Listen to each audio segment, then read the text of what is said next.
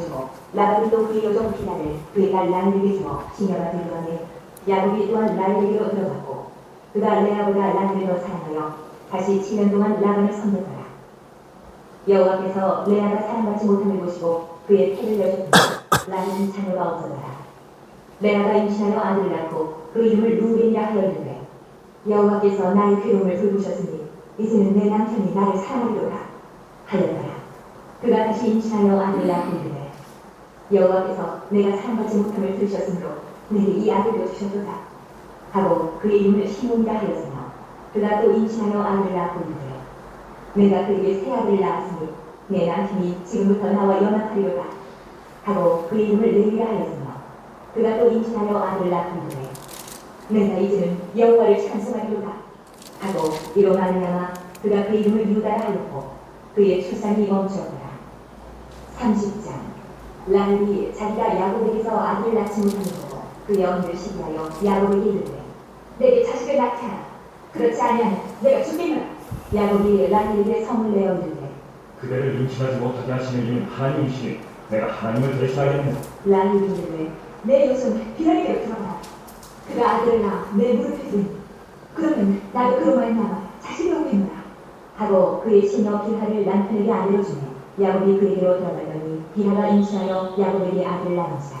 라헬이 이르되 하나님이 내 억울함을 푸시려고 내 호소를 들으사 내게 아들을 주셨다 하고 이로 말미암아 그 이름을 단라 하였으며 라헬의 시녀 비하가 다시 임신하여 둘째 아들을 야곱에게 낳으니 라헬이 이르되 내가 언니와 크게 경쟁하여 이겼다 하고 그의 이름을 납달리라 하였더라.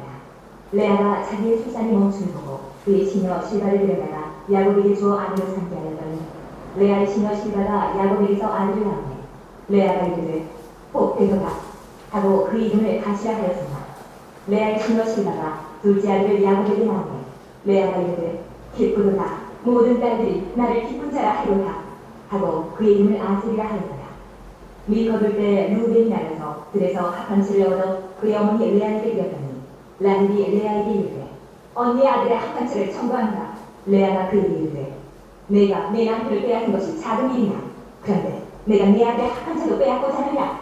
라헬이 이르되 그러면 언니의 아들의 합판치 대신에 오늘 밤에 내 남편이 언니와 동침하리라 하니라. 저물 때에 야곱이 들에서 돌아오니 레아가 나와서 그를 영접하며 이르되 내게로 들어오라. 내가 내 아들의 합판치로 당신을 산노라. 그 밤에 야곱이 그와 동침하였더라. 하나님이 레아의 소원을 들으셨으므로 그가 임신하여 다섯째 아들을 야곱에게 낳은지라. 레아가 이르되 내가 내 시녀를 내 남편에게 주었으므로 하나님이 내게 그 값을 주셨다 하고 그의 이름을 이사라리라 하였으며 레아가 다시 임신하여 여섯째 아들을 야곱에게 낳은지라. 레아가 이르되 하나님이 내게 후한 선물을 주시도다. 내가 남편에게 여섯 아들을 낳았으니 이제는 그가 나와 함께 살리라 하고 그의 이름을 스불론이라 하였으며 그 후에 그가 딸을 낳고 그의 이름을 비나라 하였더라. 하나님이 라헬을 생각하신지라. 하나님이 그의 소원을 들으시고 그의 피를 여셨으며 그가 임신하여 아들을 낳고 이르되 하나님이 내 부끄러움을 씻으셨다 하고 그 이름을 요셉이라 하니 여호와는 다시 다른 아들을 내게 더하시기를 원하노라 하였더라. 라헬이 요셉을 낳았을 때에 야곱이 라반에게 이르되 나를 보내어 내 고향 나의 땅으로 가게 하시되 내가 외삼촌에게서 일하고 얻은 처자를 내게 주시어 나로 가게 하소서. 내가 외삼촌에게 한 일은 외삼촌이 아시나이다. 라반이 그에게 이르되 여호와께서 너로 말미암아 내게 복주신 줄을 내가 깨달았노니 내가 나를 사랑스럽게 여기거든 그대로 있으라. 또 이르되 내 품삯을 정하라. 내가 그것을 풀이라. 야곱이 그에게 이르되 내가 어떻게 외삼촌을 숨겼는지 어떻게 외삼촌의 가축을 줍는지 외삼촌이 아시나이다.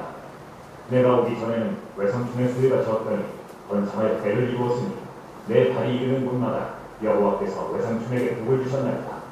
그러나 나는 언제나 내 집을 세우리이다. 라반이 이르되 내가 무엇으로 내게 주리?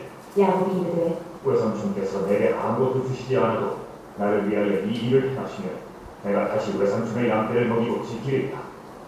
오늘 내가 외삼촌의 양떼에 두고 다니며 그 양 중에 아름진 것과 점 있는 것과 검은 것을 가려내고 또 염소 중에 점 있는 것과 아름진 것을 가려내니 이 같은 것이 내 품삯이 되리이다.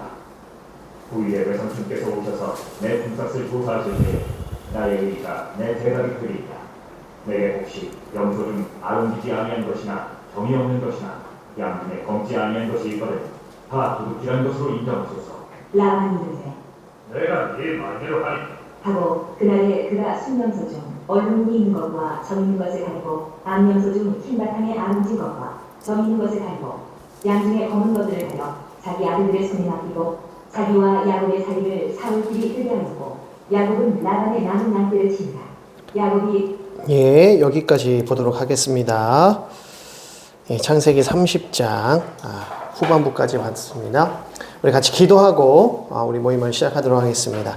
하나님 아버지 은혜와 사랑을 감사드립니다. 오늘도 저희들 귀하고 복된 자리로 불러 모아주시고 하나님의 귀한 말씀 앞에 머리를 조아릴 수 있도록 인도하여 주시니 감사드립니다. 이 시간 이 말씀을 통하여서 하나님의 뜻을 깨달을 수 있도록 인도하시고 말씀을 깨달을 수 있도록 인도하시고 하나님의 놀라운 구속의 역사를 바라보는 복된 시간 되게 하여 주옵소서. 감사드리며 예수 그리스도의 이름으로 기도드립니다. 아멘. 우리 함께 찬양하겠습니다. 찬송가 200장. 찬송가 200장 우리 함께 찬양합니다. 찬송가 200장입니다. 달고 묘한 그 말씀 생명의 말씀은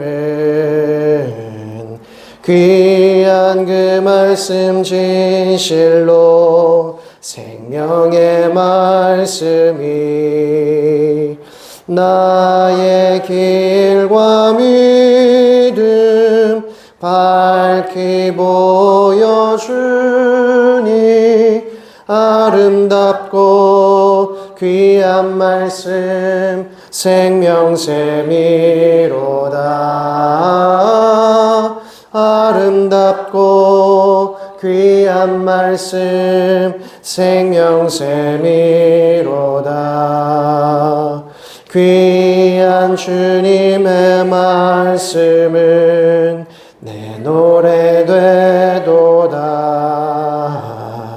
모든 사람을 살리는 생명의 말씀을 값도 없이 받아 생명길을 가니 아름답고 귀한 말씀 생명샘이로다. 아름답고 귀한 말씀 생명샘이로다. 널리 울리어 퍼지는 생명의 말씀을 마음의 용서와 평안을 골고루 주나니 다만 예수 말씀 듣고 복을 받네. 아름답고 귀한 말씀 생명샘이로다. 아름답고 귀한 말씀 생명샘이로다.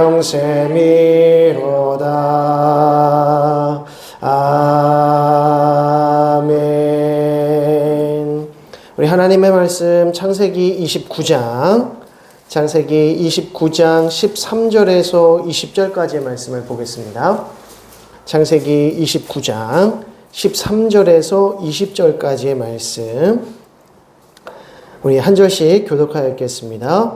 라반이 그의 생질 야곱의 소식을 듣고 달려와서 그를 영접하여 안고 입맞추며 자기 집으로 인도하여 드리니 야곱이 자기의 모든 일을 라반에게 말하매 라반이 이르되 너는 참으로 이르기로다.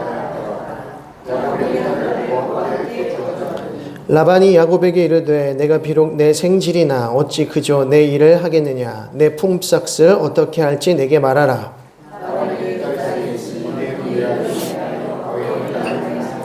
레아는 시력이 약하고 라헬은 곱고 아리따우니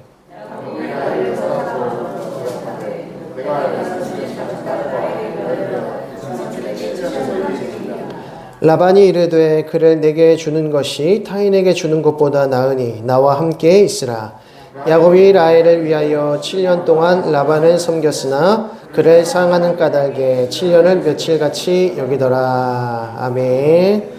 우리가 지난 시간까지 28장의 내용을 보면서 야곱이 이제 하란으로 올라가는 길에 이제 베델 사건을 경험하는 것을 보았습니다. 하나님께서 베델에서 야곱을 만나 주심으로써 이 야곱이 다시 한번 하나님의 그 약속을 붙들고 담대하게 나아갈 수 있었다. 그러니까 우리의 인생은 결국 하나님을 만나느냐 만나지 못하느냐에 달려 있다는 것입니다. 하나님께서 야곱을 만나 주실 때 그의 나이가 70세가 훌쩍 넘은 그 나이대임을 보았을 때 하나님께서 야곱에게 참 오랫동안 침묵하셨다. 그럼에도 불구하고 야곱이 장자의 명분을 사랑하고 장자의 축복을 사랑했다는 것은 그의 믿음이 얼마나 또 하나님께 칭찬받을 만한 믿음인가라는 것을 보게 되죠. 그러나 그 장자의 명분과 또 축복을 받기까지는 이게 인간적인 방식으로 하나님께서 원하시는 성경적이고 하나님이 뜻 가운데 받는 그런 방식이 아니라 굉장히 세속적이고 세상적이고 인간 중심적인 방식으로 그것을 취해내더라는 것이죠. 그래서 하나님께서는 그 부분에 있어서도 이제 라반을 통해서 야곱을 깨닫게 하시고 그를 연단시키시는 장면을 우리가 이제 보게 될 것입니다. 자, 오늘은 29장부터 이제 보시게 되는데요. 이제 야곱이 드디어 하란 땅에 도착을 하게 됩니다.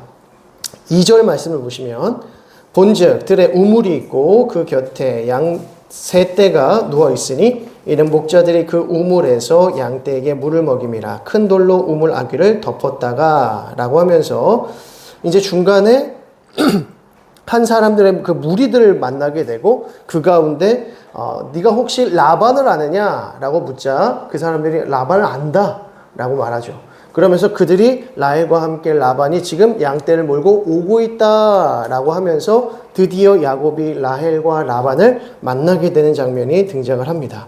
그래서 13절의 말씀을 보시면 라반이 그의 생질 야곱의 소식을 듣고 달려와서 그를 영접하여 안고 입맞추며 자기 집으로 인도하여 드리니 야곱이 자기의 모든 일을 라반에게 말하매라고 합니다.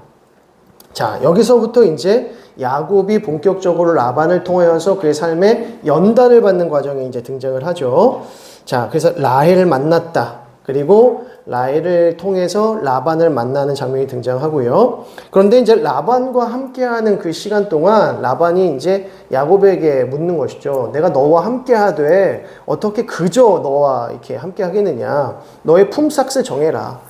그냥 우리 집에서 일하지 말고 내가 그 품삯에 맞게 합당하게 대우하겠노라 라고 하는 것이죠. 그때에 야곱이 무엇을 말하냐면 라헬과 결혼하게 해주십시오. 내가 라헬을 위해서 7년 동안 외삼촌을 섬기겠나이다 라고 하는 거죠. 그래 이제 좋다 라고 하면서 그렇게 하기로 다짐하는 장면이 이제 18절에 등장을 합니다. 그래서 18절을 보면 야곱이 라헬을 더 사랑함으로 대답하되 내가 외삼촌의 작은 딸 라헬을 위하여 외삼촌에게 7년을 섬기리이다 라고 했습니다. 여기서 보면 이제 17절에 레아는 시력이 약했고 라헬은 곱고 아리따웠다. 이런 말씀을 보면 이제 남자는 다 똑같네 이런 생각을 이제 하시게 되겠죠.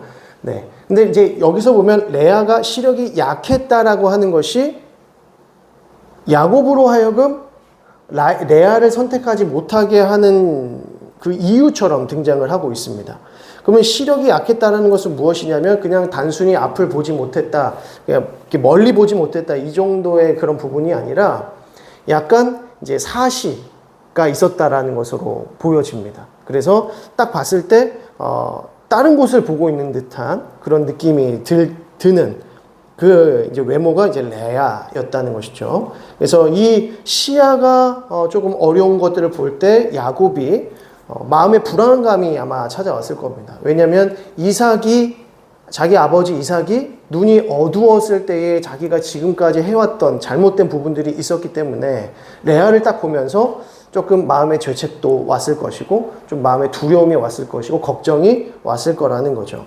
그래서 레아가 시력이 약했다라고 하는 것은 이 야곱으로 하여금 뭔가 마음에 좀 불안감을 조장하는 그런 내용으로 볼 수 있는 것입니다.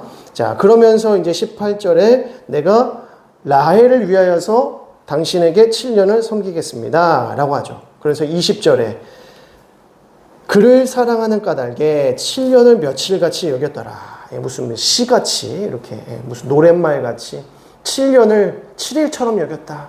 얼마나 사랑했는지 그렇게 했다는 것이죠. 자, 21절에 야곱이 라반에게 이르되 내 기한이 찼으니 내 아내를 내게 주소서 내가 그에게 들어가겠나이다 라고 하면서 이제 잔치를 엽니다. 그런데 누가 들어왔어요? 그 신혼방에 누가 들어옵니까? 레아가 들어옵니다. 레아가. 자, 그래서 레아가 들어오면서 25절에 야곱이 아침에 보니 레아라 라반에게 이르되 외삼촌이 어찌하여 내게 이같이 행하셨나이까? 내가 라헬을 위하여 외삼촌을 섬기지 아니하였나이까? 외삼촌이 나를 속이시면 어찌미니까? 라고 했더니 라반이 뭐라고 합니까? 우리 지방에서는 언니보다 아우를 먼저 보내는 법이 없다. 그래서 27절에 이를 위하여 7일을 채워라. 7일을 채우면 우리가 라헬도 너에게 주리라 라고 합니다.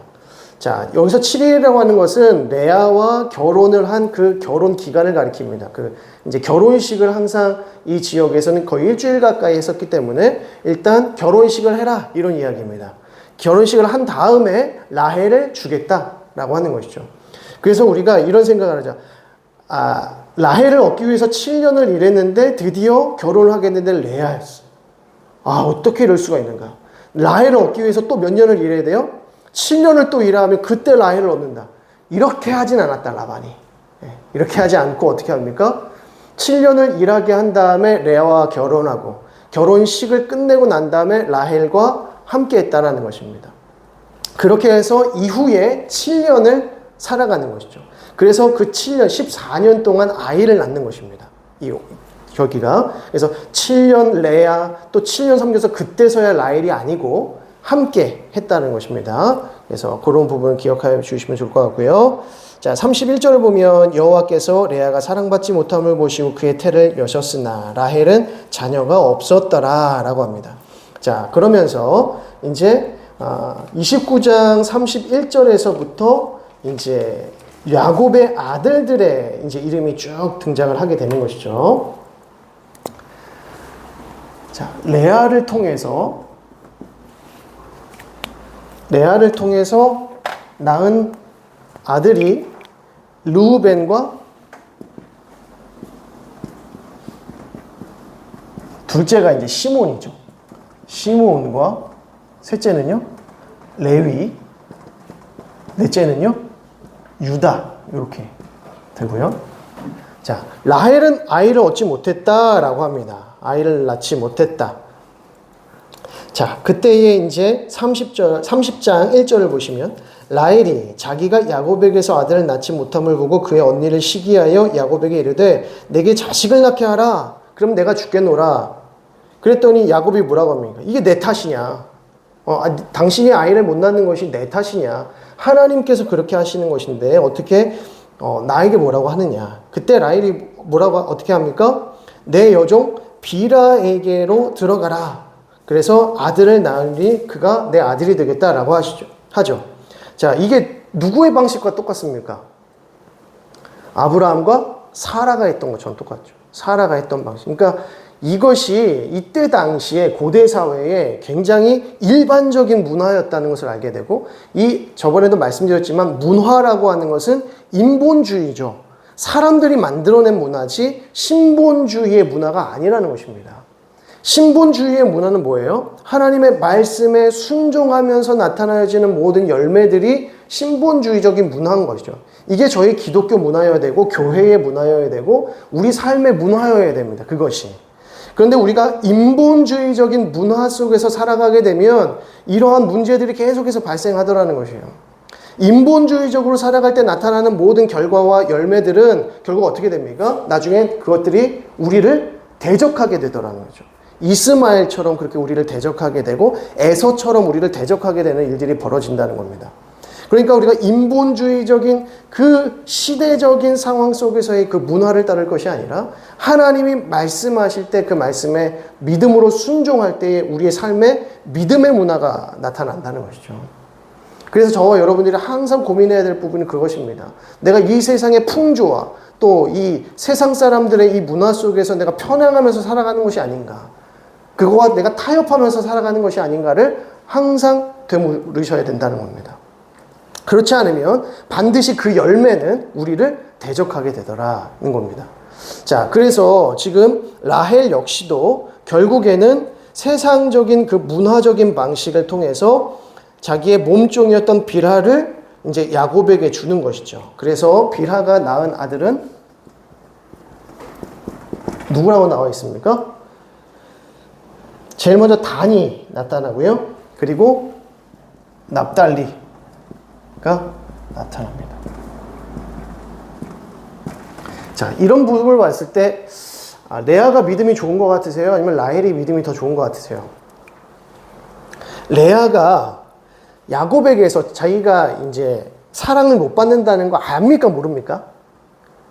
다 알죠. 다 알죠. 그러니까 나중에는 라헬이 레아한테 당신 오늘은 내가 야곱하고 한번 합방하는 거 내가 허락해 줄게 해서 합방하게 되는 그 정도의 수준으로 나간다는 것이죠. 라헬의 힘이 얼마나 대단했는지. 그러니까 레아가 그거 다 안다는 말입니다. 그래서 레아가 아이를 낳았을 때 그 이름을 다 뭐라고 하냐면 르우벤을 보시면 그 주석에 뭐라고 달려있습니까? 보라 아들이라는 것이죠. 근데 이 아들이라고 하는 것이 32절에 레아가 임신하여 아들을 낳고 그 이름을 르우벤이라 하여 이르되 여호와께서 나의 괴로움을 돌보셨으니 이제는 내 남편이 나를 사랑하리로다. 하나님이 나를 돌봐주셨다. 그래서 나에게 아들을 주신 것이다 라고 하는 믿음의 고백이 르우벤이라는 이름이라는 겁니다. 그러니까 이게 레아의 신앙 고백인 거예요. 레아의 신앙 고백. 자, 둘째 아들은 시몬이라고 있는데 시몬의 이름이 무엇입니까? 들으심이죠. 자, 33절. 그가 다시 임신하여 아들을 낳고 이르되 여호와께서 내가 사랑받지 못함을 들으셨으므로 내게 이 아들도 주셨도다. 내가 사랑받지 못하는 것을 우리 하나님께서 들으셨다. 하나님이 아신다. 그런 믿음의 고백으로 시몬이라고 짓는단 말이죠. 자, 34절에 셋째를 레위라고 짓는데 임신하여 아들을 낳고 이르되 내가 그에게 새 아들을 낳았으니 내 남편이 지금부터 나와 연합하리로다 하고 그 이름을 레위라 했어요. 자, 시몬이라고 하는 이름을 지는 이유가 뭡니까? 하나님께서 내 이 아픔을 들으셨기 때문에 이후로 야곱이 나를 사랑하게 될 거야 라고 하는 소망을 가지고 아들의 이름을 뭐라고 지어요? 시몬이라고 지었단 말이에요. 그런데 야곱이 레아를 사랑하지 않아요. 자, 그런데 셋째 아들을 낳았는데 레위라고 했어요. 그러면서 내 남편이 지금부터 나와 연합하리로다. 그런데 그렇게 했다는 거예요? 안 했다는 거예요? 야곱이 안 했다는 것이죠. 그렇게 안 했다는 거예요. 그런데 레아는 계속해서 하나님 앞에 지금 고백적으로 나아가고 있다는 것이죠. 자, 35절에 그가 또 임신하여 아들을 낳고 이르되 내가 이제는 여호와를 찬송하리로다 하고 이로 말미암아 그의 이름을 유다라 하였고 라고. 이제 내가 이제 여호와를 찬송하리로다. 이제 내가 하나님께 원망하거나 불평해서 야곱으로 인하여서 뭔가 하나님께 이렇게 하지 않고 그냥 하나님께 찬송할 것이다 라고 하면서 이름을 유다라 지었단 말입니다. 이로 볼 때 레아가 야곱으로부터 사랑을 받지 못했음에도 불구하고 하나님 바라봤을 때 하나님께서 그에게 아들들을 주시더라는 것이죠. 자, 여기서 보게 된 때에 우리는 하나님께서 하나님의 아들, 자녀들을 이제 이 야곱, 아브라함과 이삭과 야곱에게 자식을 주실 때 이것은 하나님께서 주시는 거죠. 하나님께서 하나님의 방식으로 하나님의 백성들을 낳게 하시는 거예요. 이게 하나님의 방식이라는 것이죠. 그런데 계속 보시면 알겠지만 이 이제 레아와 빌하와 실라와 라헬, 이 라헬이 경쟁적으로 이제 아들을 낳는 것이죠. 이게 경쟁적으로 아이를 낳는 것입니다. 이로 봤을 때 하나님을 정말 의지하면서 하나님께 열매를 거뒀던 사람은 누구였냐면 레아였다는 것을 알 수가 있습니다. 자, 그런 부분에서 이제 라헬이 빌하를 통해서 단과 납달리를 얻게 되고요. 그 다음에 이제 9절을 보시면 레아가 자기의 출산이 이제 멈췄다는 것을 알게 되고 이제 실바를 데려다가 야곱에게 주어서 아내로 삼게 합니다. 그래서 누구를 낳습니까? 갓과 아셀을 낳습니다.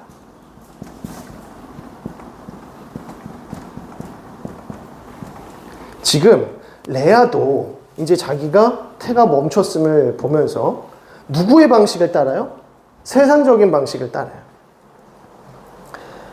내가 야곱에게 굉장히 사랑을 받고 싶고, 그리고 이 집안에서 결국에는 이 4명의 여자 중에 어떤 여인이 가장 야곱에게 총애를 받겠습니까? 그때 당시의 문화 속에서 남편의 총애를 받는 여인이 누구겠어요?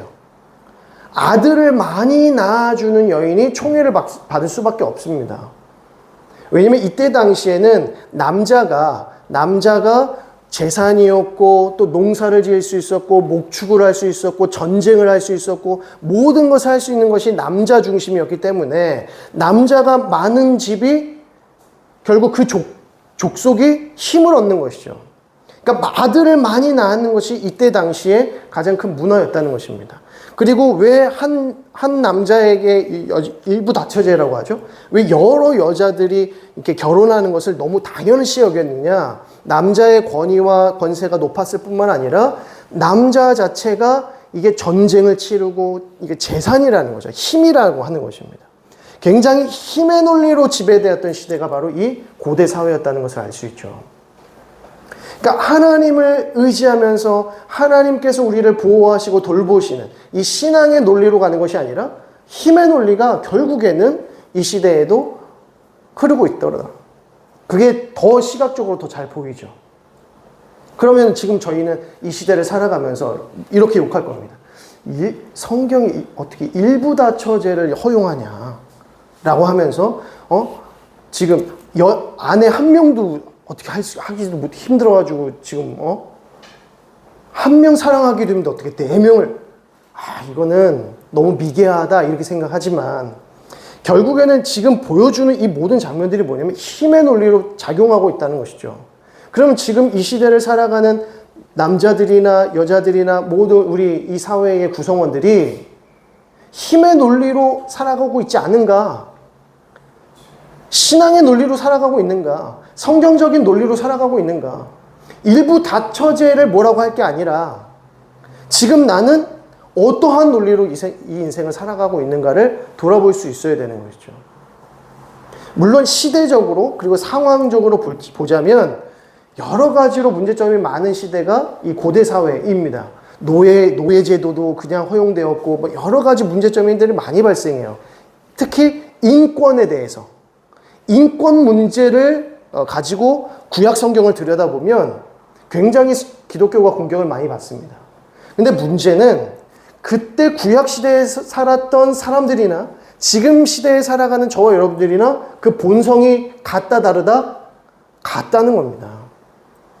우리는 매우 인권적이고 도덕적이고 윤리적인 것처럼 보이지만 결코 그렇지 않다는 거죠.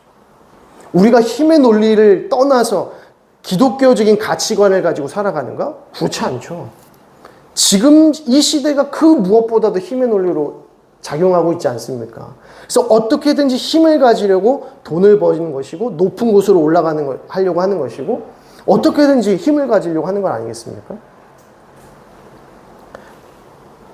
결국에는 똑같은 죄된 성정을 가진 사람들이구나 라는 것을 우리가 배우게 되는 것이죠. 자, 이런 시대, 이런 세상을 지금 이 야곱의 가족들을 통해서, 이 가정들을 통해서 우리가 보고 있는 것입니다. 하나님께서 아담과 하와를 창조하셨을 때 하나님께서 원하셨던 가족 공동체의 모습은 이제 다 사라져버리고 힘의 논리가 지배해버리는 이 가정의 모습을 보게 되는 것이죠. 그러니까 영적인 질서가 아예 없지 않습니까? 그런데 하나님께서 그럼에도 불구하고 이 야곱의 가정 가운데 영적인 질서를 세우시고자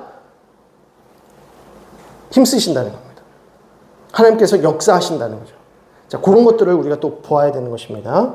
자, 그렇게 해서 실바가 갓과 아셀을 이제 낳게 되고요. 이제 14절을 보게 되면 밀 거둘 때 르우벤이 나가서 들에서 합한 채를 얻어 그의 어머니 레아에게 드렸더니 라헬이 레아에게 이르되 언니의 아들의 합한 채를 청구하노라 라고 합니다.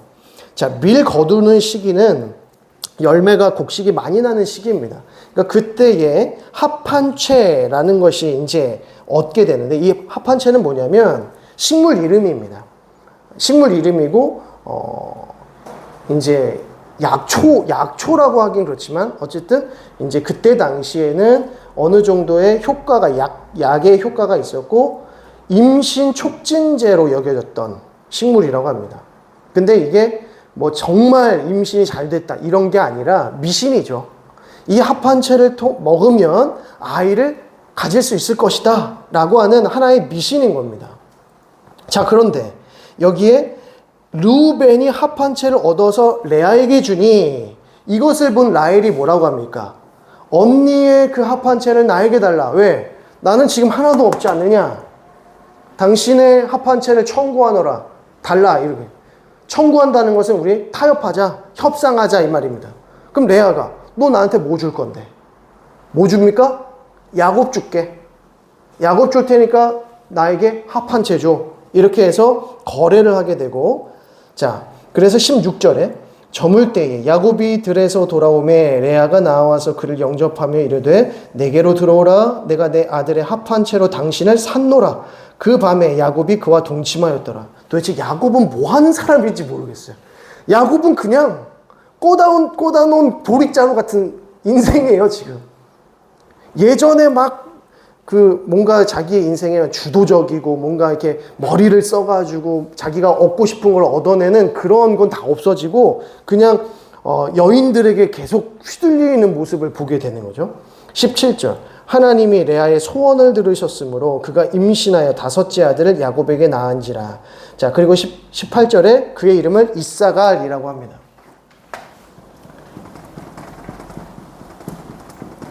그리고 또 하나 또 났어요. 누구죠? 스불론. 그렇게 해서 총 6명의 아들을 낳습니다. 6명의 아들이 딱 낳습니다. 레아가 6명의 아들을 낳는 동안 라헬은 한 명의 아들도 낳지 못하는 상황이죠.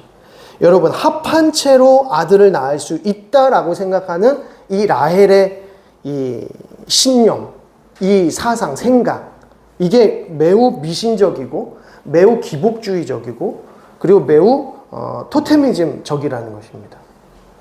그러니까 이게 고대 사회를 지배하고 있었던 어떤 신적인 생각들이었던 것이죠. 그러니까 우상을 이들이 왜 그렇게 가까이 했는가를 볼 수 있는 부분들입니다.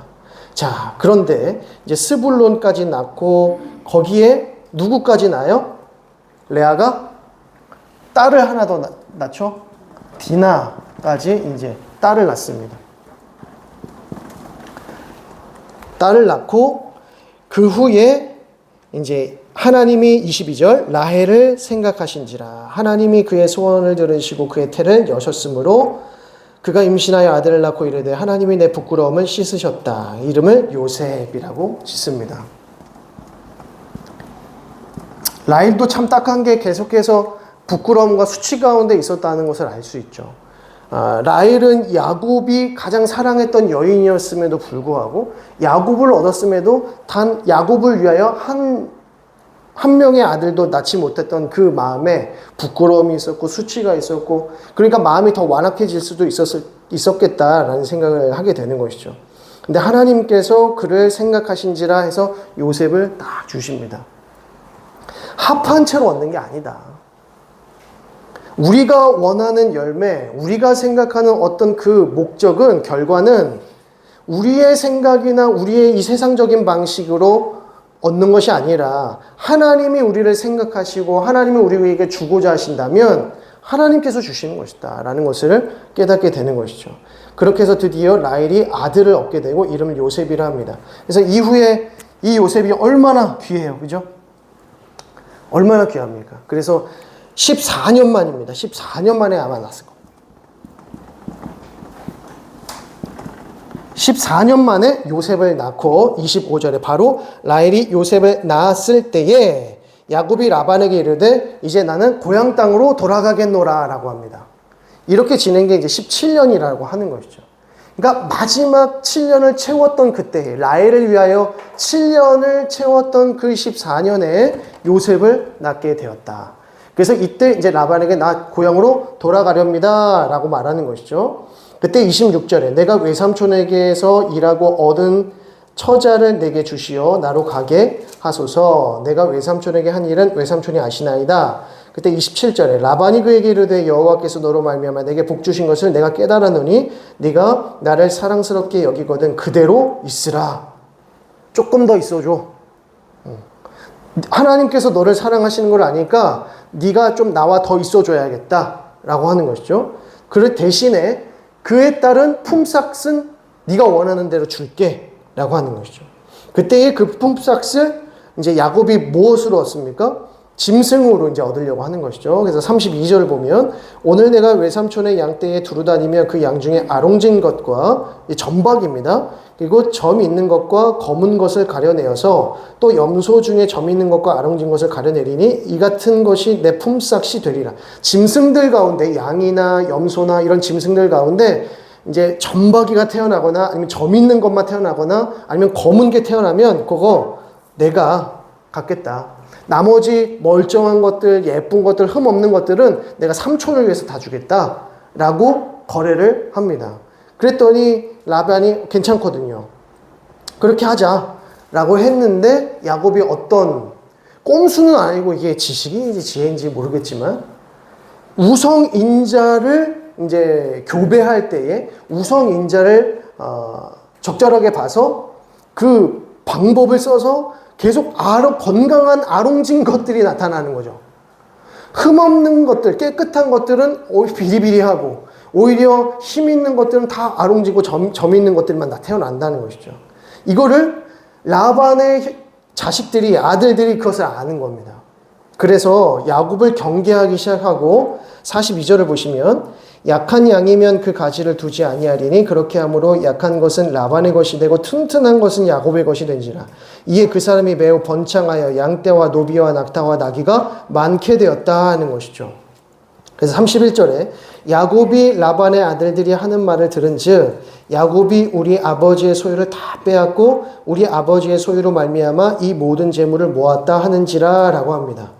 이제 이 라반의 아들들이 야곱을 시기하기 시작했고요. 그래서 2절에 야곱이 라반의 안색을 보니까 자기에게 대해 예전만 못하다는 거예요. 라반도 느끼기 시작한 겁니다. 이거 어떻게 됐길래 흠없는 것들은 이렇게 다 비리비리하고 다 이거 점박이들 아롱진 것들은 이렇게 뭐 이렇게 튼튼해. 이거 너 뭐 한 거 아니야? 이렇게 생각을 하게 되는 것이고 아니나 다를까 라반의 아들들이 그렇게 몰아가는 것이죠. 그래서 3절에 여호와께서 야곱에게 이르시되 내 조상의 땅 내 족속에게로 돌아가라 내가 너와 함께 있으리라 하신지라 라고 합니다. 이때에 이제 하나님께서 야곱에게 말씀하시는 거죠. 떠나라 라고 말씀하시는 겁니다.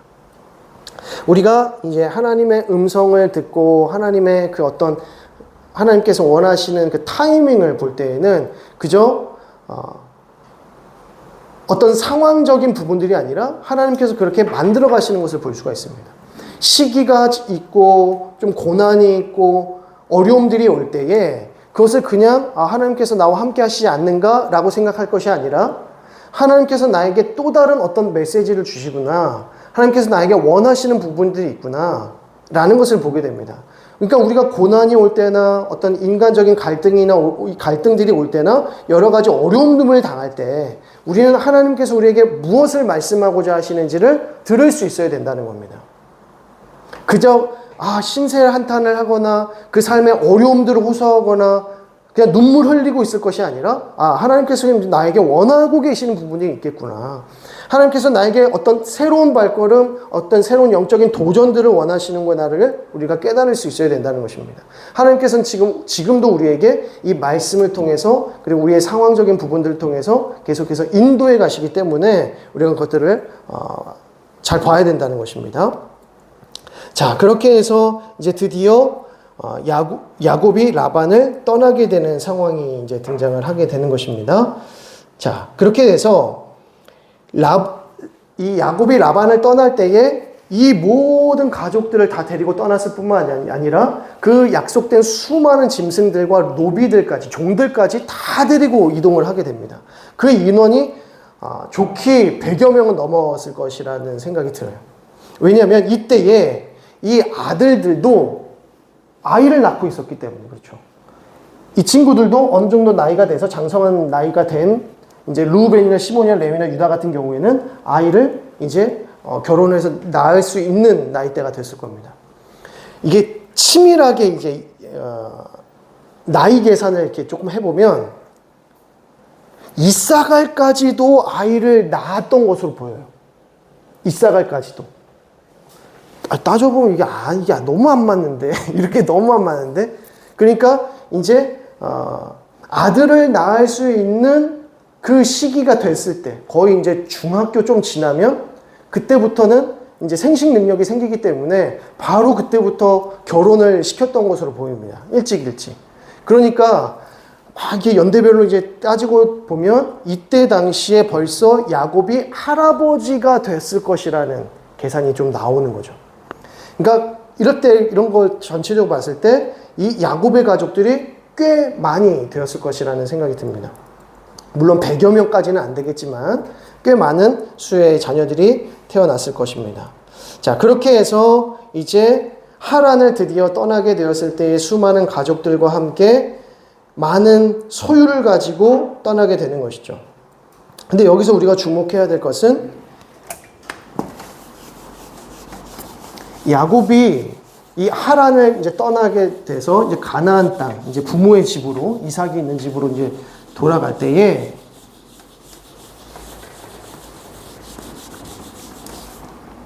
이 귀향하는 모습을 보게 되면 출애굽 사건과 매우 유사하다는 것을 알 수 있습니다. 야곱 혼자서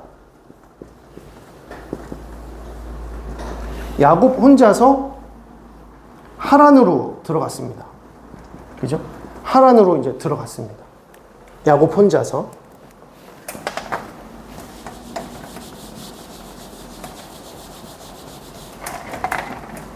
근데 야곱이 약속의 땅 가나안으로 다시 돌아가게 되었을 때, 가나안 땅으로 다시 돌아가게 되었을 때 수많은 자녀들과 소유가 있었던 거죠. 자녀와 소유를 데리고 이제 가나안으로 이동을 하게 됩니다. 자, 이때 출애굽 사건을 보게 되면 야곱의 70명의 가족들이 애굽으로 들어가게 되죠. 그리고 400년이 흐른 뒤에 이스라엘 백성들이 이제 가나안 땅으로 가게 되었을 때는 수 60만 명, 그러니까 적어도 200만 명 이상의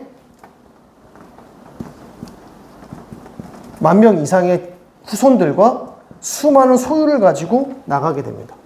그래서 가나안 땅으로 이동하게 되는 것이죠.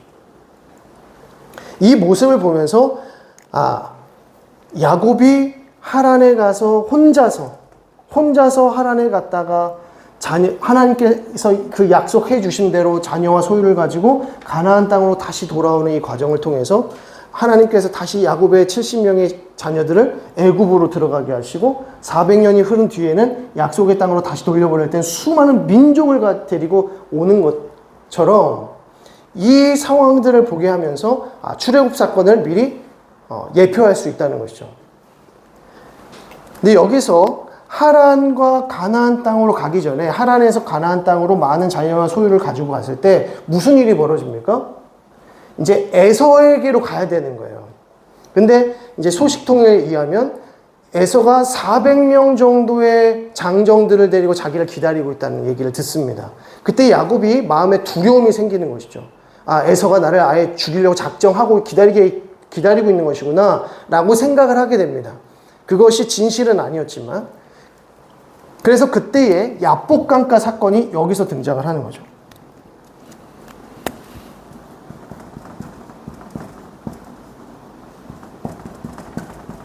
야복강가 사건이 등장합니다. 그래서 야복강에서 여호와의 사자와 씨름하는 장면이 등장을 하죠.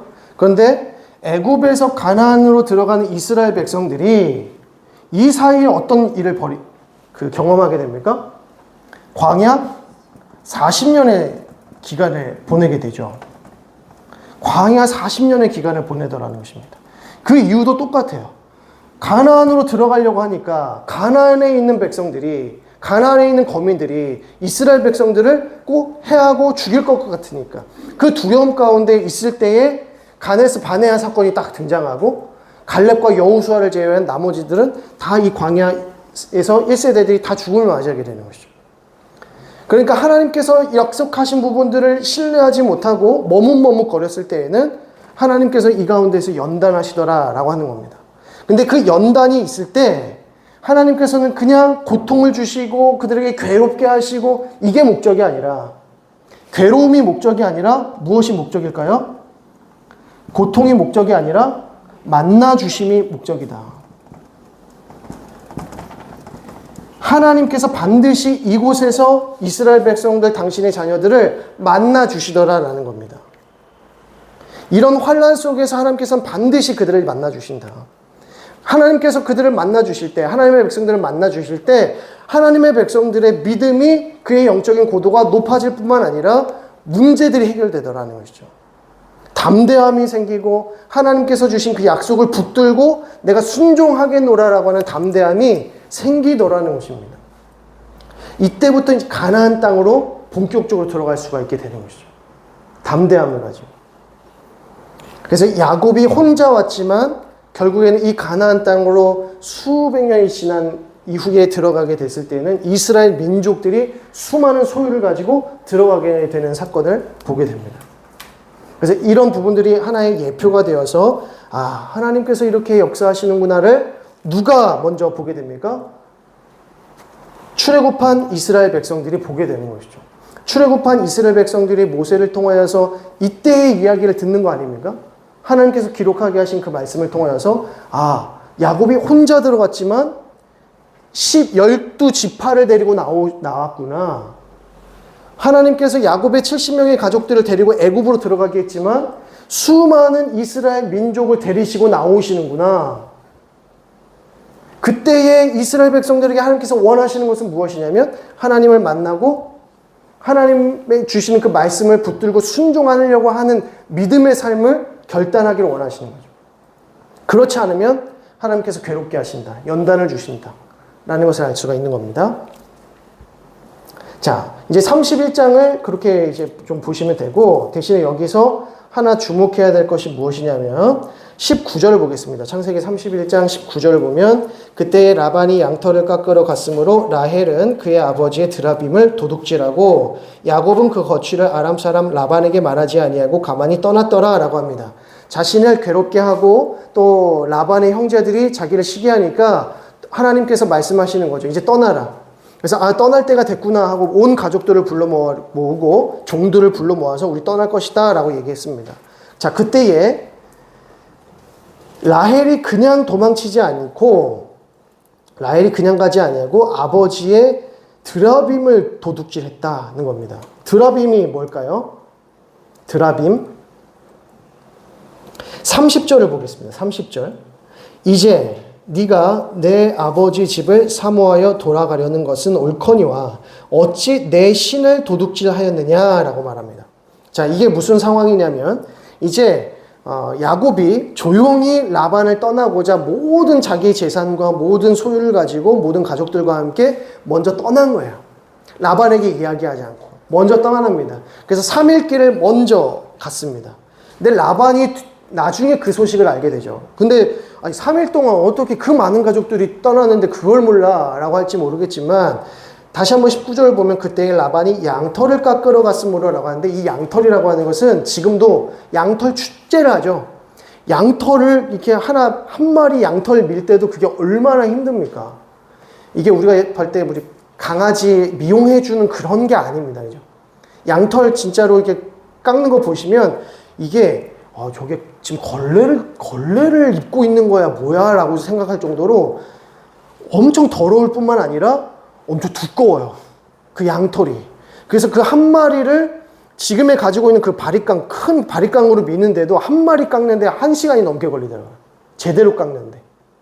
그러면 그 많은 짐승들의 양털을 다 깎으려고 그러면 얼마나 많은 인원이 동원돼서 깎겠습니까? 그래서 양털 축제를 하는 거죠, 지금도. 양털 축제를 하면서 거의 일주일 내내 양털 깎습니다. 그러면서 이제 양고기도 먹고 여러 가지 축제를 벌이지만 그런 걸로 생각하셔요. 양털 깎는데 뭐 미용실에서 양털 깎아주는 그런 게 아니라는 것이죠. 그래서 3일 동안 지금 이 야곱이 이미 떠났음에도 불구하고 알지 못했던 것입니다. 뒤늦게 라반이 그것을 알고 쫓아가는 거죠. 쫓아가는 과정 가운데서 하나님께서 라반에게 나타나셔서 야곱을 해하지 말라, 그 무엇도 뺏지 말라라는 음성을 듣습니다. 그래서 라반이 그것을 깨닫고 두려운 마음에 야곱을 만났을 때 다른 것 이야기하지 않고 다 이거 얘기하는 거예요. 30절에. 왜 내 신을 도둑질해 갔느냐. 여기서 내 신이라고 하는 것은 무엇이겠습니까? 라헬이 가지고 왔던 그 드라빔을 말합니다. 드라빔이라고 하는 것은 무엇이냐면 그 가정신입니다. 가정우상. 가정신. 이게 드라빔입니다. 드라빔. 이게 사람 몸만한 드라빔이 있었다고도 하고 대부분 딱 주머니 요런 저희 보드마카 정도 되는 크기로 사람 모양의 인형처럼 생긴 거죠. 인형처럼 생긴 겁니다. 그래서 그것을 드라빔으로 해가지고 숨길 수가 있었다는 겁니다. 그거를 찾으러 온 거죠.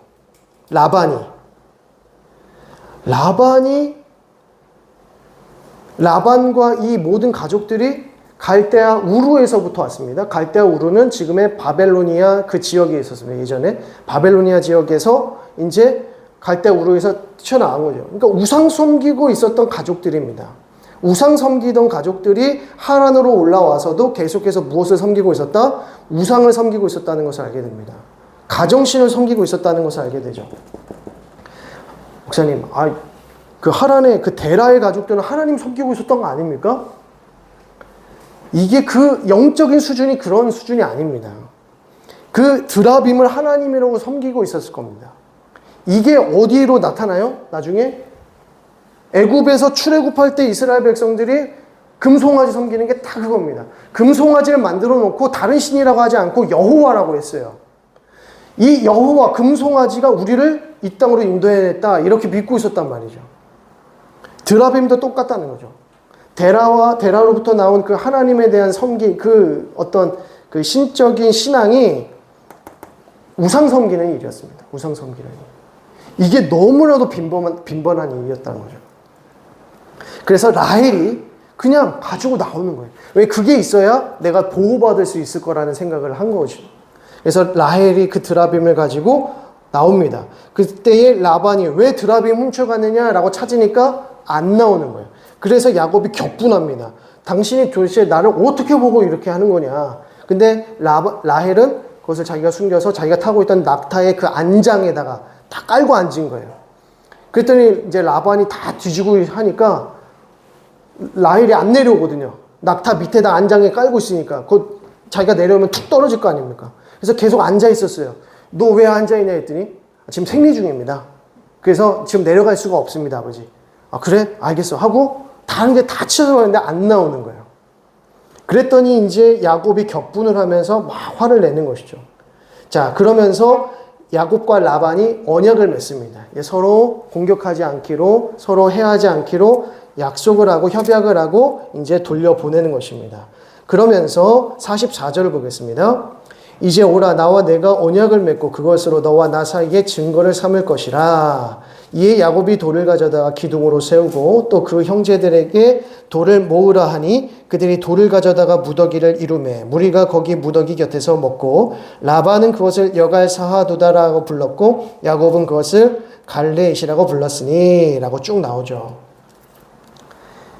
이 모든 이 협약이나 이런 것들이 지금 라헬이 드라빔을 훔친 것이 명분이 되어서 라반과의 갈등이 생기고 또 이 언약까지 맺게 되는 상황이 이르게 된 것입니다.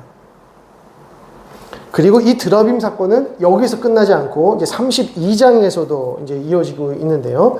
32장을 보게 되면 1절입니다. 야곱이 길을 가는데 하나님의 사자들이 그를 만난지라. 야곱이 그들을 볼 때에 이르기를 이는 하나님의 군대라 하고 그 땅 이름을 마하나임이라 하였더라 라고 합니다.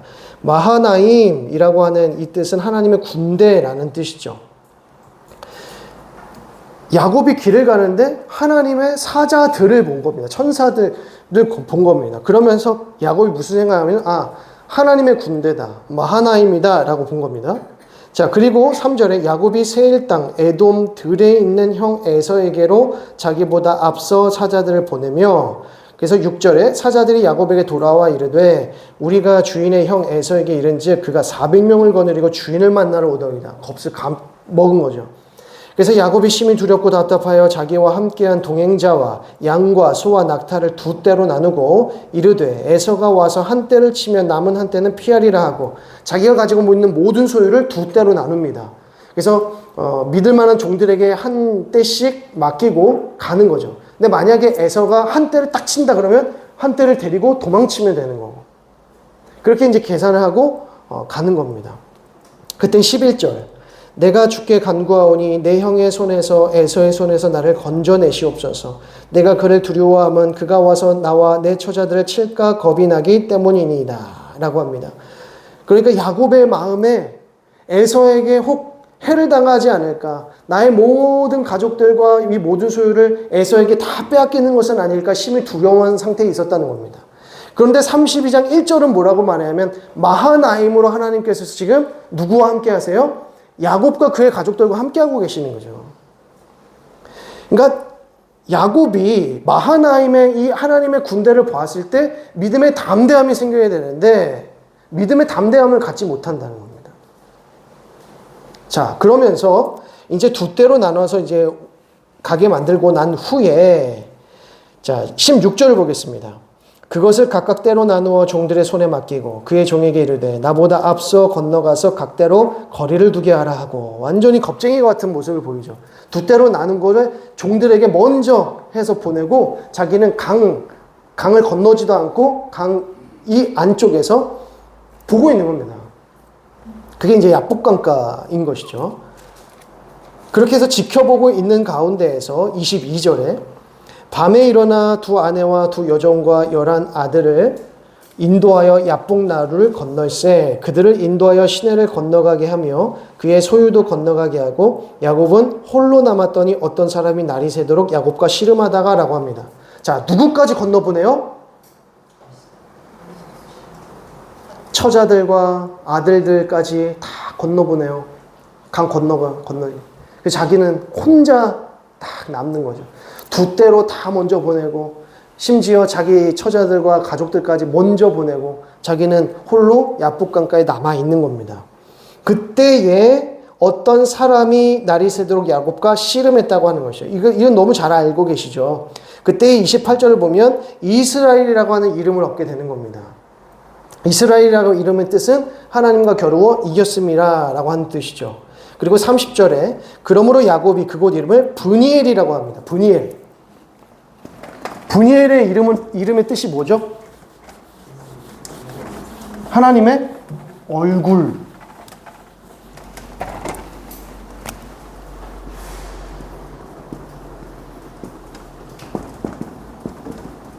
하나님의 얼굴. 이게 무슨 말입니까? 무슨 뜻입니까? 한 사람이 어떤 사람이 자기에게 혼자 찾아왔는데 그 사람하고 갑자기 씨름을 합니다. 레슬링을 합니다. 그러면서 그 사건이 있은 후에 브니엘이라고 했다는 이유는 거기에 나와 있죠. 30절에. 그러므로 야곱이 그곳 이름을 브니엘이라 하였으니 그가 이르기를 내가 하나님과 대면하여 보았으나 내 생명이 보존되었다. 내가 하나님을 보았다 하는 겁니다. 지금 지금 야곱이 하나님이라고 하는 이 어떤 사람이 뭐라고 하냐면 이스라엘이라고 하는 이름을 주죠.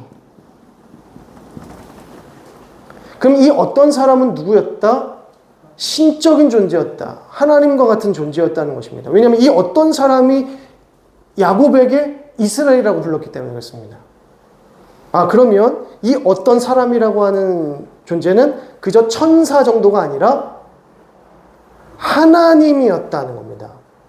그래서 대부분의 신학자들은 이 어떤 사람을 가리켜서 누구라고 하죠? 성자 예수님이라고 봅니다. 성자 예수님을 이곳에서 야곱이 만났다.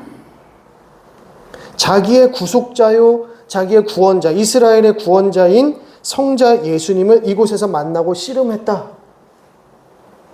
자, 또 이렇게 해석할 수 있는 이유에 대해서 다시 한번 이후에 좀 살펴보겠습니다. 자, 이제 33장을 넘어가겠습니다.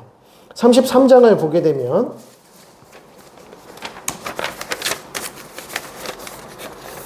이제 야곱이 에서를 만나게 되는데 2절 보겠습니다. 여종들과 그들의 자식들은 앞에 두고 레아와 그의 자식들은 다음에 두고 라헬과 요셉은 뒤에 두고 자기는 그들 앞에서 나아갔다라고 합니다. 이 브니엘 사건을 통해서 하나님을 만난 야곱이 이제는 여종들과 그들의 자식들을 앞에 두고 비라와 실라의 자식들은 앞에 두고 그 뒤에 레아와 라헬의 자식들을 연이어서 둔 다음에 원래 자기가 어디 있었어요? 맨 끝에 있었잖아요. 근데 이제는 맨 앞으로 나아가더라는 겁니다. 그랬더니 어떤 일이 일어나는가? 4절에 에서가 달려와서 그를 맞이하였다. 영접하였다. 안아주었다. 입맞추었다. 이렇게 말합니다. 이 모든 것이 어떻게 해결되는가? 하나님을 만났을 때. 야곱이 하나님 만나니까 완전히 변하다는 거죠. 죽음이 무섭지 않은 상태가 된 겁니다. 그런데 하나님께서는 에서를 통해서 죽음을 마련하시던 것이 아니라 화해를 준비하고 계셨던 거죠. 그러니까 우리가 걱정하고 염려하는 모든 삶의 문제들이 사실은 기우에 불과한 경우가 너무 많습니다. 하나님은 다른 것 준비하고 계시는데 마치 그런 상황 속에서 하나님께서 나를 이렇게 고통스럽게 하신다고 생각을 한다는 것이 얼마나 인본주의적인가라는 겁니다. 하나님께서는 다른 것 준비하고 계신다는 거죠. 그런데 하나님께서 준비하고 있는 그 다른 것들, 하나님께서 어떤 것을 우리에게 준비해 놓고 계신지는 모르지만 우리가 그 속에서 두려워하지 않을 수 있는 이유는 하나님을 만나면 브니엘의 사건, 베델의 사건이 일어나면 삶의 문제들이 별게 아니게 됩니다. 그 결과까지도 두려워하지 않게 되는 상태가 되는 것이죠. 하나님 만났는데 뭐가 두렵겠습니까? 자, 그래서 32장의 내용은 마하나임으로 시작해서 여호와의 사자 이야기로 야복강가 사건으로 끝나죠. 하나님께서 야곱을 계속해서 보호하고 계신다, 돌보고 계신다라는 것을 알 수 있습니다. 자, 그러고 에서를 만나게 되고 에서와 만나게 됐을 때 눈물을 흘리게 되는 것이죠. 그리고 6절에 그때의 여종들이 그의 자식들과 더불어 나와 절하고 레아와 그의 자식들과 더불어 나와 절하고 그 외 요셉이 라헬과 더불어 나와 절하니 에서와 이제 화해하는 장면들입니다. 자, 이렇게 해서 이제 에서와 화해를 하는 장면이 등장을 하고요. 18절을 보게 되면 새로운 국면으로 접어드는데 야곱이 받단 아람에서부터 평안히 가나안 땅 세겝 성읍에 이르러 그 성읍 앞에 장막을 치고 그가 장막을 친 밭을 세겜의 아버지 하몰의 아들들의 손에서 베크시타에 샀으며 거기에 제단을 쌓고 그 이름을 엘엘로이 이스라엘이라 불렀더라. 엘로의 이스라엘이라고 하는 뜻은 하나님, 이스라엘의 하나님이라는 뜻으로 주석되어 있습니다. 자, 여기서 야곱이 무사히 하란에서부터 세겜 땅까지 도착했고 이 세겜 땅을 이 세겜의 아버지 하몰의 아들들에서 베크시타에 사게 되었다는 거예요. 이제 이 땅도 야곱의 땅이 되었다는 것이죠. 자, 그런데 이제 34장에 이 세겜 땅 이유 때문에 이 세겜 족속으로 인하여서 디나가 강간을 당하는 사건이 드러나고 이 사건으로 인해서 무슨 일이 벌어지냐면 야곱의 두 아들들 누굽니까? 시몬과 레위가 이 세겜 족속의 아들들을 할례를 시키고 그리고 모조리 다 몰살시킵니다. 근데 더 악한 것은 몰살시킨 것으로 끝내는 것이 아니라 그곳에 있는 족속들에게 있는 것들을 노력해요. 가지고 오는 거죠. 자기의 소유로. 자, 이 사건이 야곱에게 너무나도 큰 충격을 가져다 줍니다. 그래서 30절을 보시면 야곱이 시몬과 레위에게 이르시되 너희가 내게 화를 끼쳐 나로 하여금 이 땅의 주민 곧 가나안 족속과 브리스 족속에게 악취를 내게 하였도다. 나는 수가 적은즉 그들이 모여 나를 치고 나를 죽이리니 그러면 나와 내 집이 멸망하리라 라고 합니다. 아들들의 이 죄악으로 인하여서 아버지가 다른 족속들의 표적이 되는 것이 두렵기 시작했고 이제 우리 가족은 큰 해를 입게 되었다라고 걱정하기 시작했다는 것입니다. 자, 그때에 하나님께서 또 야곱을 어디로 부르세요? 35장 말씀.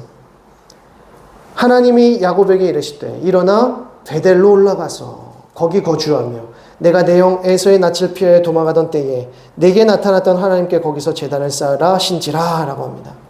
혼자서 갔던 그곳, 거기서 돌베개를 취하여서 눈물로 잠을 취하던 그 땅에 이제는 가족들과 함께 올라오라는 거예요.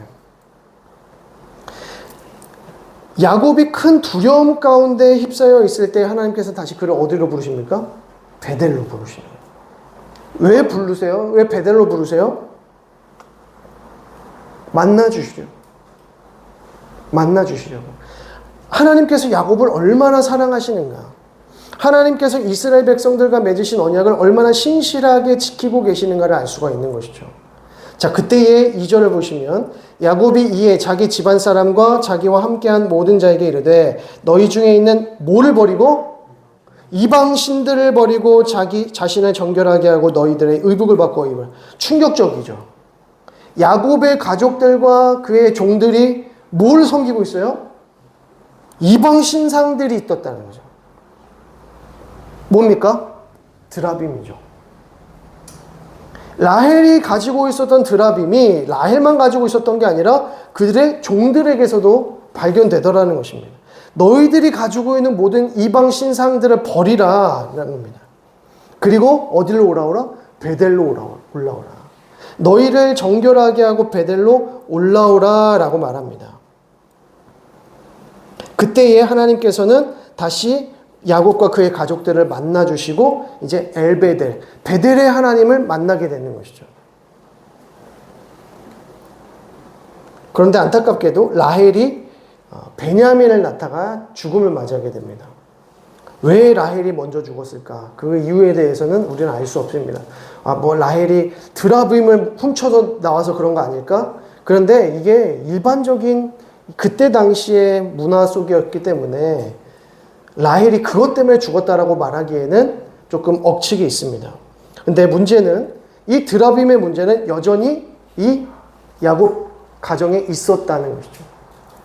이런 일들이 일어났었고 그래서 안타깝게 라헬이 산고로 죽게 되고요.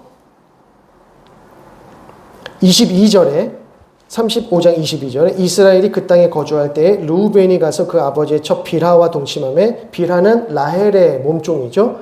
이스라엘이 이를 들었더라.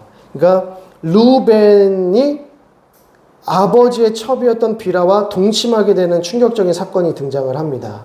그러면서 이제 쭉 족보가 나와요. 36장까지 쭉 족보의 이야기가 나오면서 37장에서 요셉 이야기로 시작되어집니다.